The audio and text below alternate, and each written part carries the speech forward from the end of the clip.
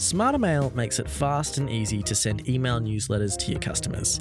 Instantly add products from your store complete with images, descriptions, prices, and links. First, select the newsletter page and then click the New Newsletter button.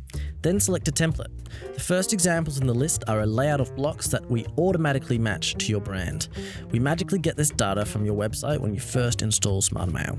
The remainder of your templates are professionally designed. You can use them as they are, but we recommend to use them more as inspiration. Now, let's fill out the email's details. Give your email a campaign name. Your subscribers won't be able to see this. Add a subject line and an email text preview if you want. The email text preview is a little snippet of text that goes after the subject line. Make sure it's short and to the point if you choose to use it. You will also need to select which subscribers to send your email to. I'm going to select all, but you can choose any list or segment you want. Now we can add or remove blocks if we like.